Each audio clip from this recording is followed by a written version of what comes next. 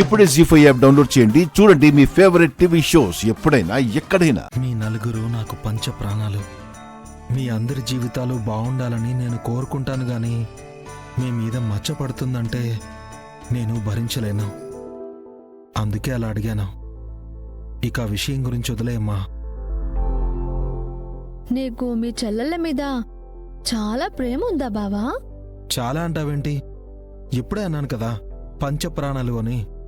అయితే ఒక పని చేయాలి. ఏం చేయాలి? అమృత, వద్దదినా, చెప్పకు ప్లీజ్. ఏంటో చెప్పు. అనవసరంగా ఏదేదో వాగుతుంటావు. ఇప్పుడు మాట్లాడవేంటి? అది బావా, అమృత పెళ్లి చేయాలి కదా. నీకేమైనా మెంటలా? నేను అదే కదా చేస్తున్నాను. నువ్వు స్పెషల్గా చెప్పాలా? పెళ్లి చేయాలని అంటావు కానీ ఎవరితో చేయాలి, ఎప్పుడు చేయాలి అని అడగవేంటి బావా? చెప్పడం మర్చిపోయానమ్మా. రేపు అబ్బాయి వాళ్ళు వస్తున్నారు.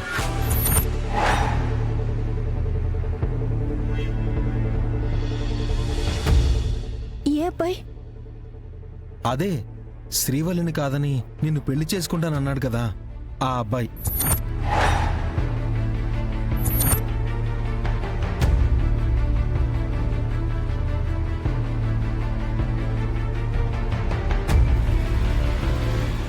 ఇప్పుడు అప్పుడే అమృత పెళ్లికి తొందర వచ్చింది.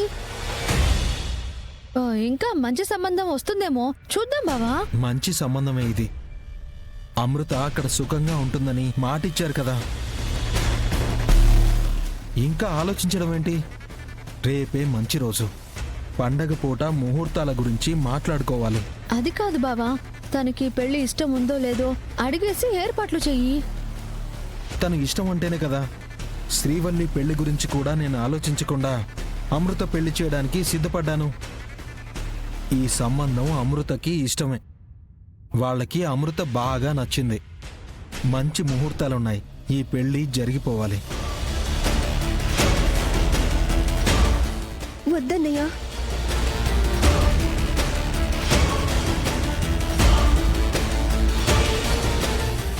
ఎందుకమ్మా? పెళ్ళొద్దా? ఈ సంబంధమే వద్దా? అక్క పెళ్ళయ్యాక నేను చేసుకుంటాను. దాందే ఉందమ్మా. శ్రీవల్లి కూడా తగిన సంబంధం వస్తే పెళ్లి జరిగిపోతుంది. ఇప్పుడు జాతకాలు కూడా కలిశాయి. మంచి ముహూర్తం చూసుకుని మాట్లాడుకోవచ్చు. వీర్రాజన్నయ్య గురించి అతను చెప్పలేదు. నన్నేమో చెప్పనివ్వడు. వాళ్ళ అన్నయ్య ఏమో పెళ్లికి ఏర్పాట్లు చేస్తున్నాడు. అయ్యో. ఈ లోపల శ్రీవల్లికి నేనొక మంచి సంబంధం చూస్తానులేమ్మా. మీరెవ్వరూ కంగారు పడకండి. అక్కకి కూడా వేరే సంబంధం ఇష్టం లేదన్నయ్య, కానీ వీళ్ళు నీకు చెప్పలేరు.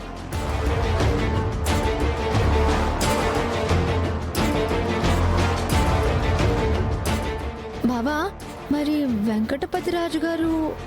అక్కర్లేని విషయాలు ఇక్కడ మాట్లాడొద్దు.